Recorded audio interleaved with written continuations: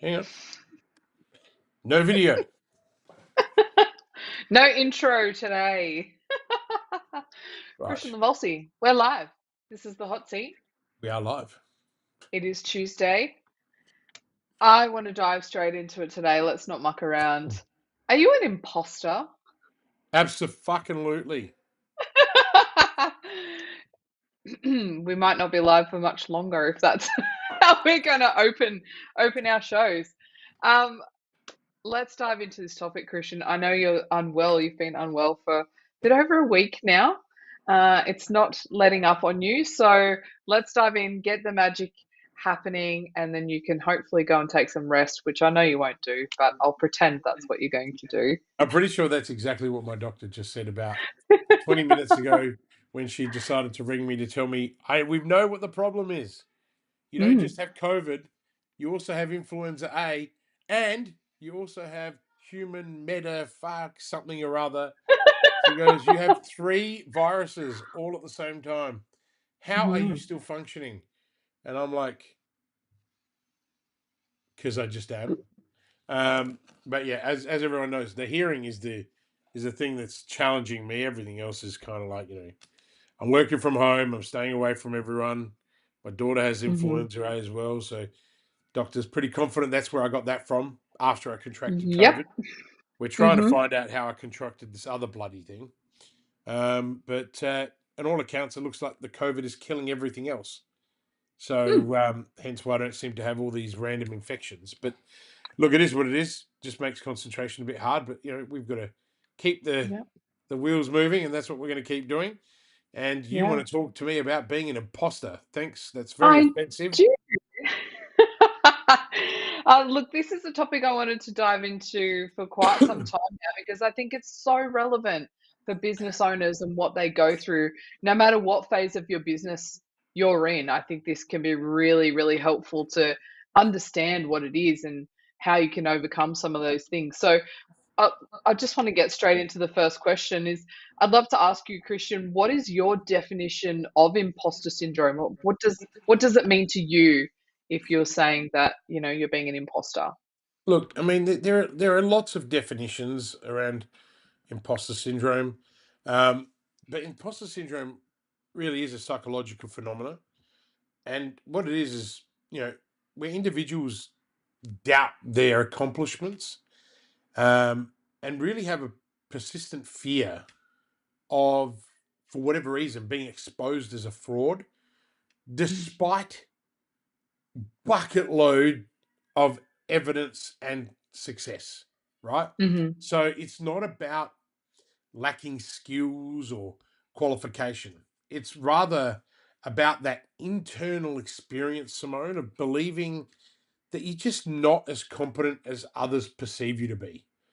Mm. And it is really challenging. So I think I think we need to understand it. So one, and I mean, I've spent a lot of time in this space Yeah. because obviously I experienced it, and my own imposter syndrome has landed me in trouble back in the past because I Mm-hmm. always wanted to make everything bigger than what it was. And when you've achieved as much as I have, and you uh, exaggerate a small amount, it seems like it's completely unbelievable because it is.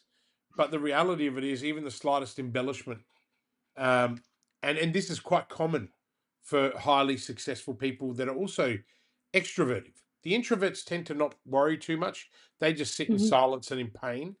Um, and but the extrovert types are a bit different. So what you need to understand is that even in the face of success, people that are experiencing imposter disorder, imposter syndrome, they dismiss any of their achievements. And a lot of the time, we dismiss them as luck or timing, or even as a result of deceiving others into thinking that we're more Hmm. intelligent and competent. Um, I mean, when I graduated from my MBA, because I've been told I was stupid my whole life, I, at 40 years old, I graduated from an MBA, have never been to uni. I got awarded the Golden Keys, which means, you're in the top 12% of academics in the world. And yet I still thought I was an imposter. Like, as in, how did I get those grades? I must have cheated. I must have found a way, you know. And I never cheated, but I certainly Mm, think I found ways to beat the system, you know, in terms of supporting all of my knowledge that I'd acquired over at that time 70 odd ventures, you know, the practical side. But when I read the theory, it just started to make sense. So, you know, I was able to merge those thoughts together. And, you know, I think at that level, you know, I created a whole body of evidence that was completely different, but I still didn't believe it, you know. yeah. So that's one. The other big thing is that there's this constant fear of being exposed, you know, and I know women in particular feel this all the time, you know, hardworking mums that are you know trying to support their family by bringing in that extra income, you know, while their husbands are out working. They want to be contributors. They don't want to be just a fucking handbag that is sitting Mm, there, and you know they want to be more, have more, and they should be entitled to have that, but they have this constant fear of exposure, right?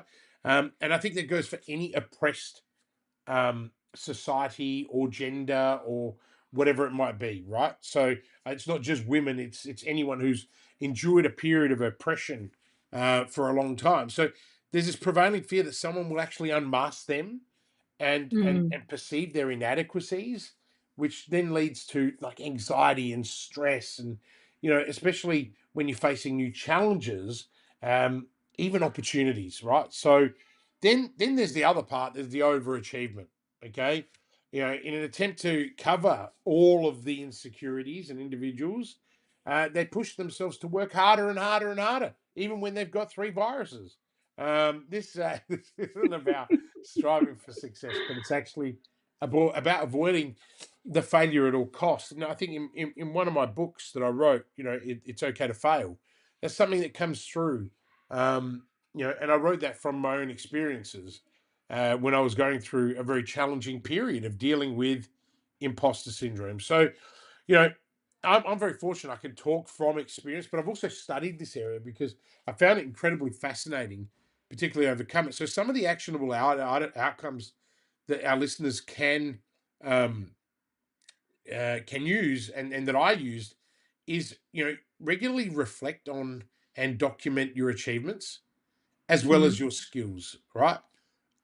And use them to obtain um, uh, or use to they generally we use those to obtain the help to combat the feelings of being an imposter. The other thing is always have an open yeah. dialogue, right? And always seek feedback. Okay.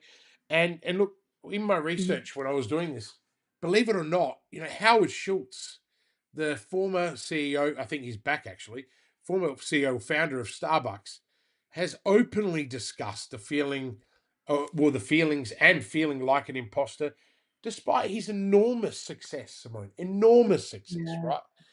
You know, Schultz's Mm, ability to acknowledge these feelings publicly, as well as to focus on his achievements and learnings, have been crucial for him, as well as me, actually, in overcoming those doubts.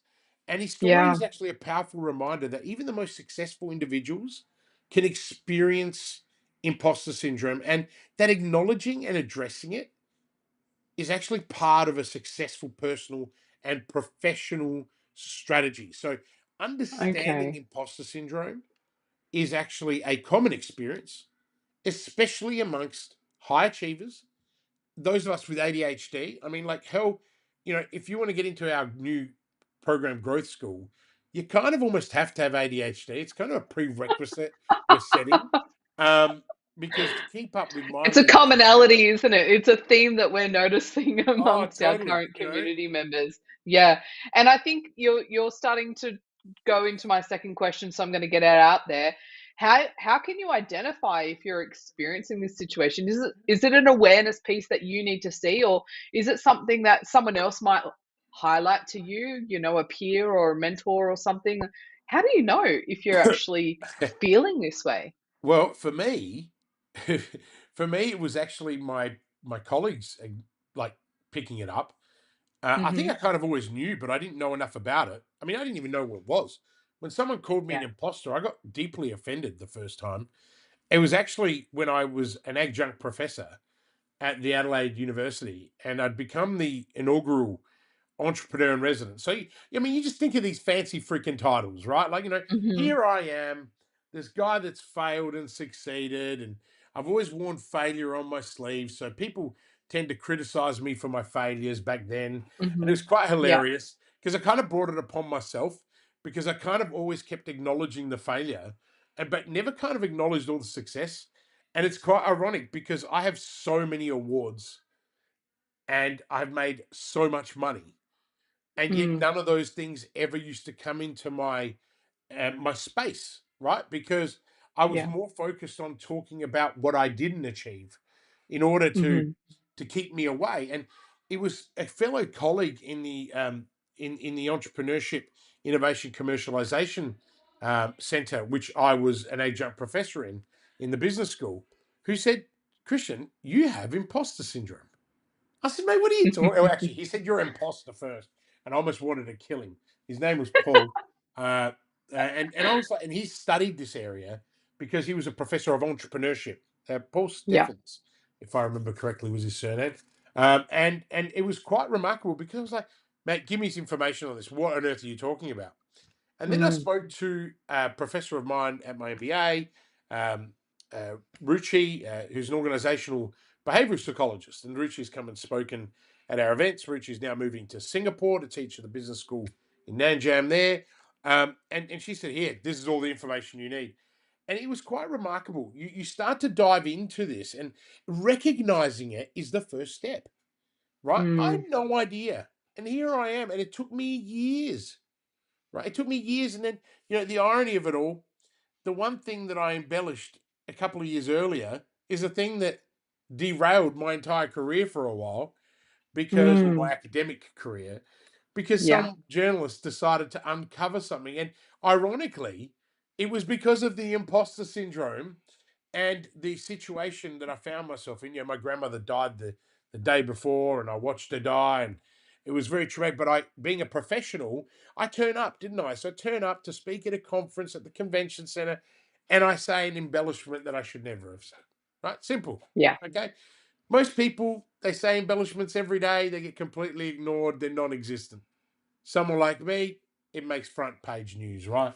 Either way, I'm a much better person for it. And I Yeah. reflect on that situation, and it's so relevant to the imposter syndrome that nothing nothing is forgivable of any kind of embellishment, no matter how big or small, or an embellishment is what it is.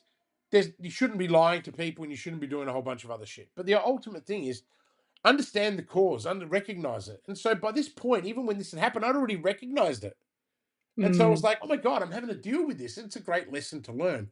But what it is a lot of the things that you need to understand, because this is the underlying issues of the issue, is perfectionism. It's overworking. It's undermining your own achievements. It's the fear of Mhm. failure. You hear me talk a lot about that. I'm actually very Yeah. fortunate. I'm working at the moment on a project that I'm not sure if we've ever talked about. I don't even know if you guys know, but I'm working with a former professor of mine from St. Louis University. We've become very good friends, and he's handpicked three of us to build out 30, 40 years of his research into failure school, right? And Mm. we're not sure what we're going to talk about or target in terms of, but we're putting a consultancy together around this, a global consultancy. And I'm really excited because I love hanging out with super smart people.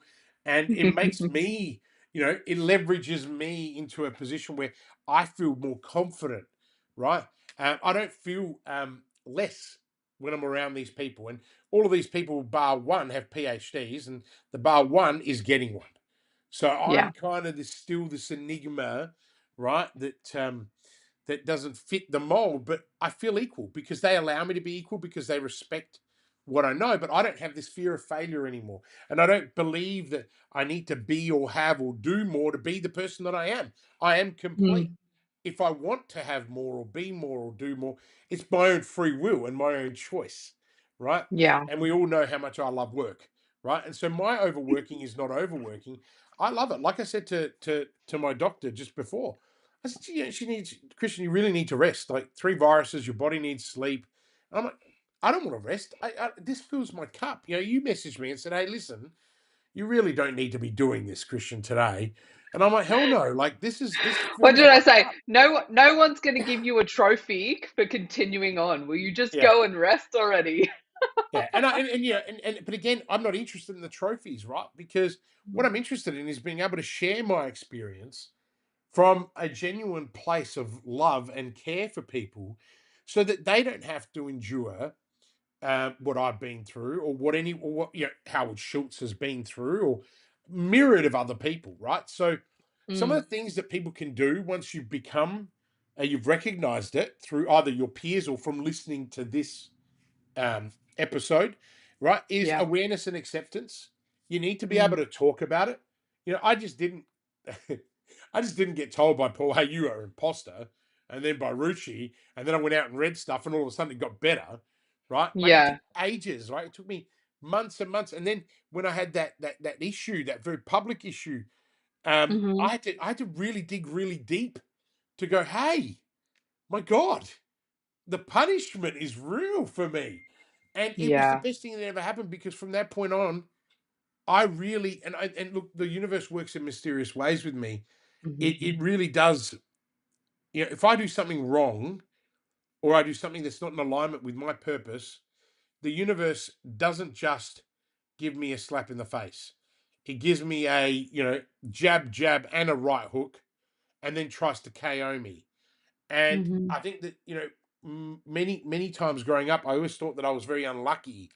But what I realized was that no, I'm actually the luckiest person alive, because Mm, the universe won't let me steer away from where I'm going. And, and some people think that I have this crazy, deep belief, right? But I do. I have this crazy deep belief. I really do, that the world owes us nothing, and we actually have to deliver on making it a better place for us to be in, right? So, the way you do that is to educate yourself. You do it by talking about it, and you do it by seeking professional help. I went down that path too. I've done a lot of work on myself. People that do work with me often say to me, "Wow, you've done it."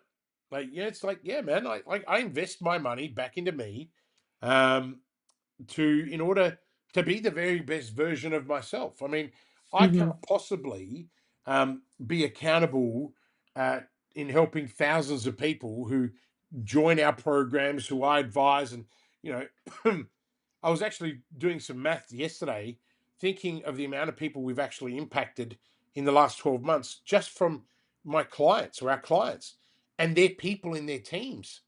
It's Mm, thousands. It's not even like 100, it's thousands, because each client might have 120, or might have 30 employees, or 3 employees. When you cumulatively bring the impact together, it's massive. And that's just really inspiring, Simone. So, mm, and I mean, look, I've got plenty of other examples, but I think that's or case studies around this that I could share with people. But ultimately, you just need to be aware. You need to accept it. You need to talk about it. You need to educate yourself, and if at the same time, don't be scared of getting help, right? Because yeah. there's a lot more imposters out there than you believe there are, right? Okay, Yes. that's the truth. Yeah. Well, I think you kind of already answered my third question in what you just said there about how to overcome those feelings. But I want to go back to something you said earlier on, and that was acknowledging your achievements and something that you're really good at. So I guess I'm going to turn my third question into that. Let's break that down a little bit more. What should you be doing if you're sitting there thinking, okay, well, how do I unpack what I've actually achieved, and how do I show some gratitude and awareness of that? What would you do? Is that just like a journaling exercise? Would you think back to clients you've worked with, or your actual academic achievements, or what would that look like for you? Oh, look, Simone, I think firstly, you got to change your own mindset, right? And you got to Mm, address your own behaviors. And this comes through a set of deliberate actions. Okay. mhm, So, yes, journal. But the purpose of journaling is to reframe your thoughts. mhm, Okay. Um, you've got to then talk about your feelings, right? Find a mentor. I mean, in our program, whether it's for our babies under 10 grand, or the people doing up to 1.2 mil, and then and even in the boardroom product, which is above that. This is an open discussion we have all the time. We talk about Mm. our feelings. I mean, that's one of the things that I love about our intensive momentum weekends every quarter. The you know, it's not just about the conversations that happen at the event, those 20 hours that we spend together over 2 days. It's the conversations that happen the week before everyone arrives in the private groups, right? Yeah. It's the conversations that then happen at, I'm here a day early, let's hang out and let's thrash out business ideas. Or it's there's Christian sitting in the restaurant on his own trying to have dinner quietly, getting his head together, and everyone just swarms to the table, right? And then I love it. And then it's like, oh my God, it's 10 o'clock. I've got to be up at 4. And by everyone else kicking on. And then it's not the Friday night dinner. That's when I do run away because I've got to gather my thoughts for the next day. But everyone goes out and everyone's really well behaved. But it's those conversations. It's having the people around you that you trust and value, and they value you and trust you. That's what makes Mm. all the difference in life and in business. I think we said it at our last momentum event. We're a family. We are a tribe. It takes a village to raise a child. Well, we are, Mhm. and sometimes I say I'm the child that needs raising. But the reality of it is, we help each other, right? And we are a family by choice. I think that's Yeah. the most powerful thing. Alison, one of our new members, she's a psychologist and has remarkable talents. And she came as a guest for 2 days, Yeah. and you made some comment on the first day that didn't include her, and she just looked at you and was like, "What are you talking about? I'm it. This is my people." And That was the biggest FOMO moment I think ever. and it was just fantastic to see, because she made a choice that that was going to be her tribe, and Mm. everyone else made a choice that she was going to be part of it. I mean, there's not many programs in the world that allow you that privilege, that Yeah. you are a member of that tribe, and you get a collective choice as to who becomes part of it. Mhm. And I think that's so powerful. But again, back to the imposter syndrome. Anyone that has imposter syndrome before they join us, by the time they finish the first session, they're pretty much gone, because they Yeah. recognize that everyone's in the same boat. Like, we are seeing this pattern of highly functioning ADHD people, right? There's a whole bunch of dyslexic people too, which is great, because it makes my spelling on the whiteboard so much more palatable. But I think the other thing is, you got to celebrate your achievements, and that's why having a tribe around you, right? If you're a business owner and you're listening to this and you're doing it on your own, mate, you need to just stop, right? I'm a veteran of 80 ventures. I've never done it on my own. Yeah, at the beginning I did, and it was a very lonely place, right? Mm. And yes, I had huge success doing it on my own, and I had catastrophic failure because of it, because I Yeah. didn't deal with any of this shit, you know. And Mm. when we built this, the dream, right, my own village, our village now, because it's not the leader, right, that is the most important part of the cog, right? It's actually the first follower, right? And Mm. so then it's the second follower and the third, and and we did this, didn't we? I showed people the system Yeah. of how this works, and everyone was blown away. So you celebrate your achievements together. I mean, I did a strategy session with one of our, with Don from Tutors SA, briefly for just half an hour off site, and all of a sudden, I've opened up the strategy for their second business, their STEM business, to enter schools. And 30 minutes, bang. He's already got like 4 or 5 appointments, talking to schools, getting it in there. I mean, that's gonna. I mean, it's celebration, and we're celebrating in the group chat earlier this morning, or was it yesterday? Yeah. There's so many Right. celebrations, so we celebrate together. So you never feel like you're this imposter in the background. It's like, mate, we'll do the celebrating for you, right? Like, Mm. if you can't do it for yourself. The other thing is, you got to set realistic goals. You've got to seek mentorship. You've got to limit comparisons, right?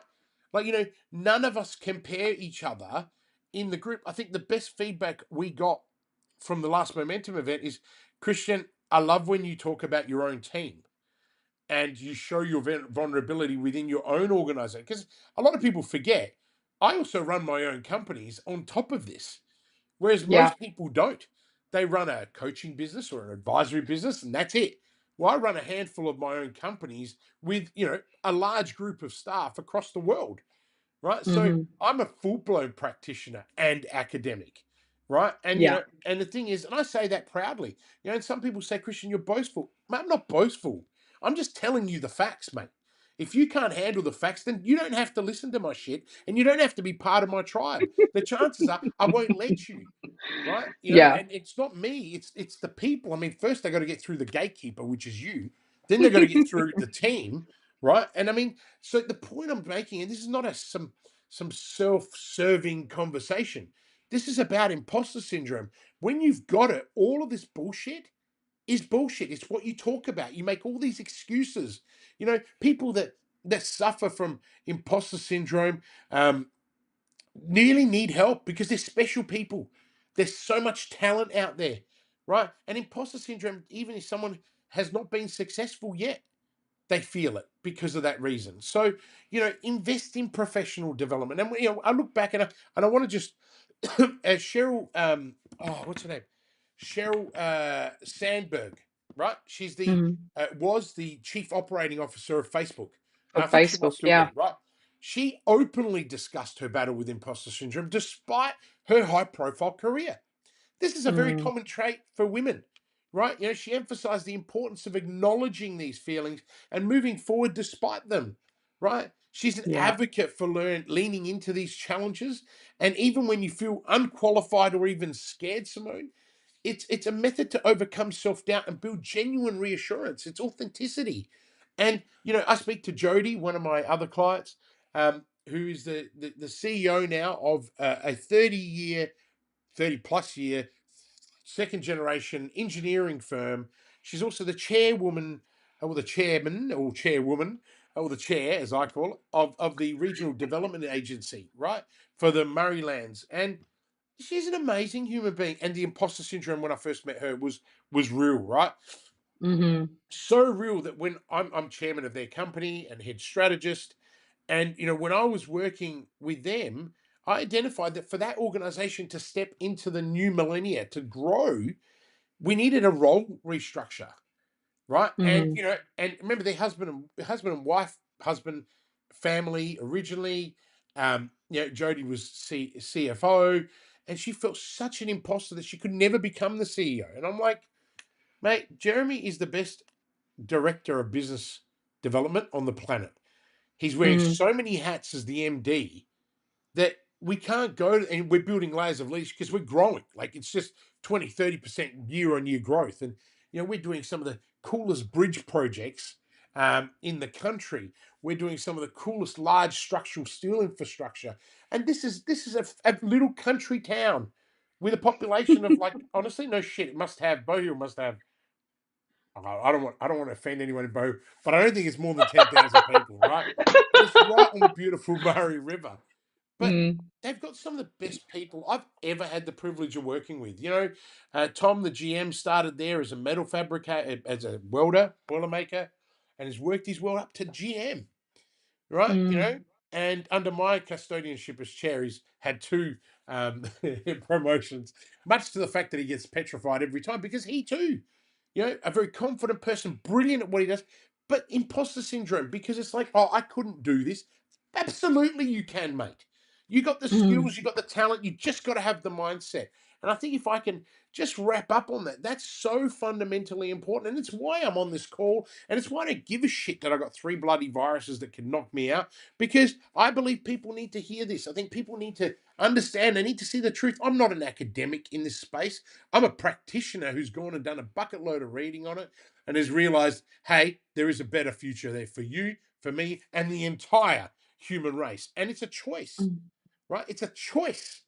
Okay. So, and a lot of people say, Christian, you are a business guru, right? Like you are not a guru. I'm a bloody good strategist, yes, because I'm a really good thinker, right? And Mm. why am I a good thinker? Because I have the time. I get paid to sit and just listen to people, and then I get to just get paid to talk. I mean, what a great job, right? You know, but in order to talk, I got to read books. I got to familiarize myself. I got to pay attention. You know, that I've sat on something like 24 boards in my life. I was Mm. looking at it the other day because I had to. Someone's asked me to put in an application for a chair of a very large company, and I kind of was offended at first. I got to say, because I don't have imposter syndrome anymore, and I was offended. I'm like, you want me to apply, but you're tapping me on the shoulder, and you want me to come up with a resume? I'm like, you serious? I haven't needed one of those. I felt like using the. You clearly know who I am, but when I worked Pulling at that line. yeah, no, absolutely, I would never use that line. But it was interesting. I've sat on, I think it's 24 boards, right? Wow. Like it's just nuts. And why? Because when I was young, I wanted to learn, and I got onto industry boards really early, and that led to government boards, action agendas, where I got to sit in Muriel Hall in Parliament, and sitting in those committee rooms and that you see on TV. And I'm thinking, man, I used to be 25, 26 years old walking those corridors. I mean, the irony of it is you grow and you learn, but it's what you take with you, right? And yet I Mm. still had all that imposter syndrome well into my 40s. Well, I'd kind of dealt with it by the time I was 38 to 40, right? But the, the, Mhm. the reality of it is, if you're feeling like you're an imposter, then you're likely not, right? Yeah. Because the real imposters, they know they are imposters. Okay. When they're bullshit artists and frauds, right? Mhm. I'm not going to go into this, another rant for another day. But you've got to be really careful. The internet and AI is creating a generation of full of shitters, right? Mhm. Okay. That's not even a word. I love But that technical term. there's so much bullshit. And you know what?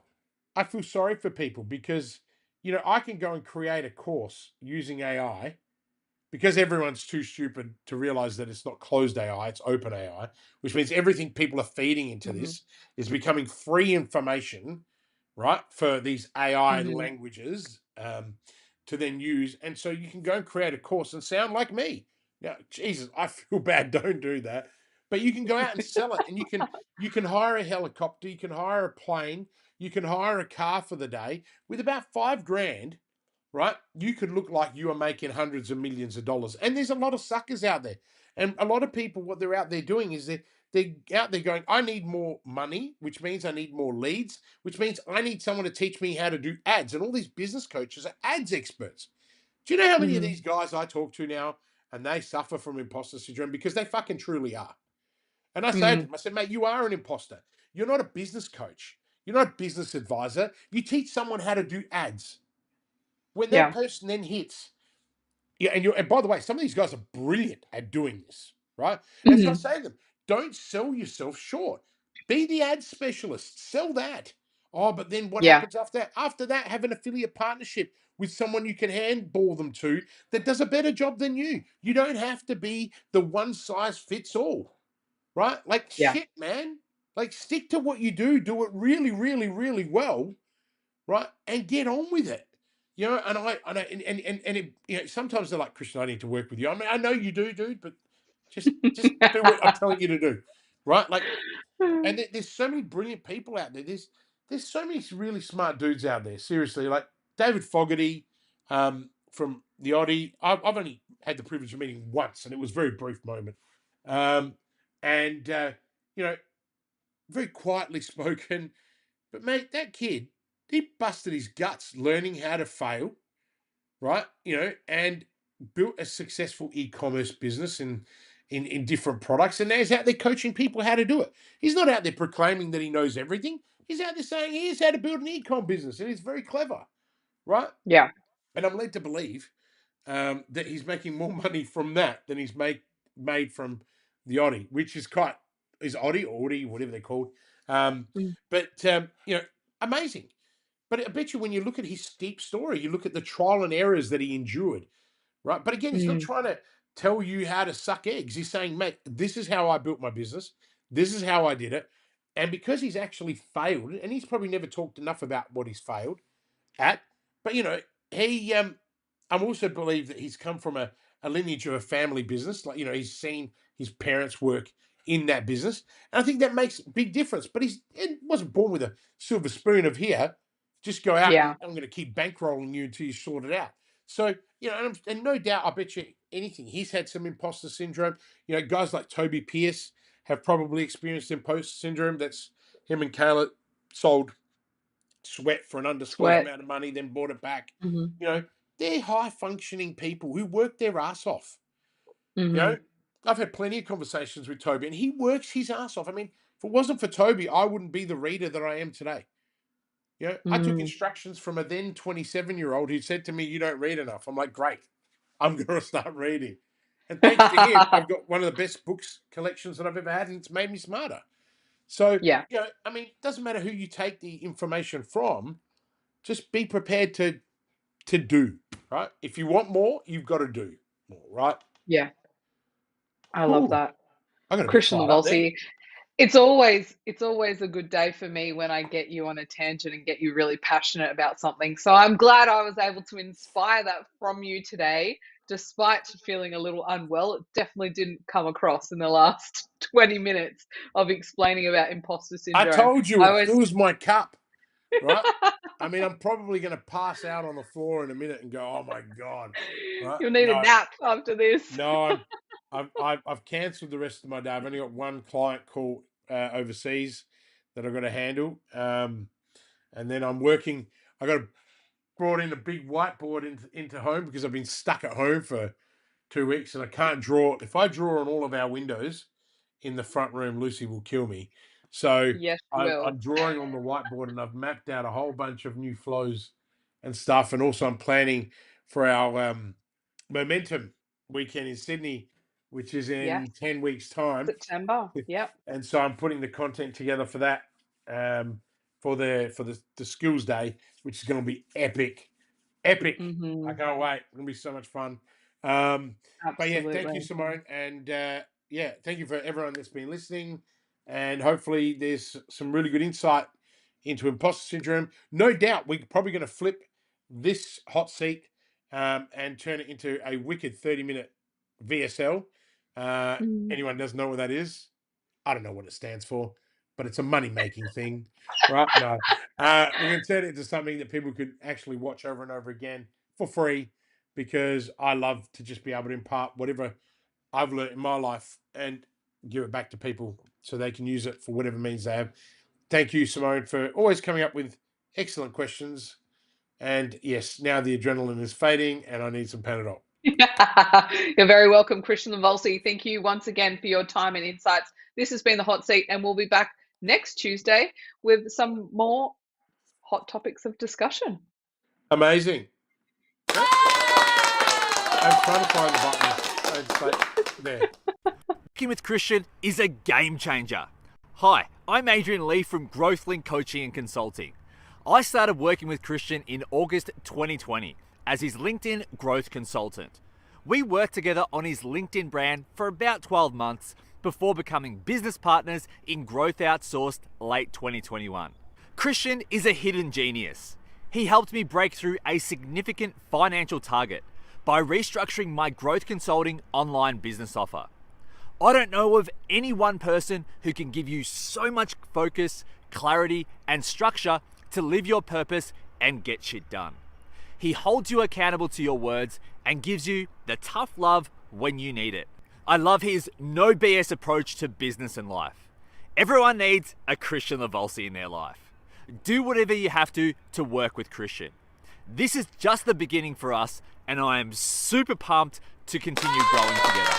Thanks again, Kristian.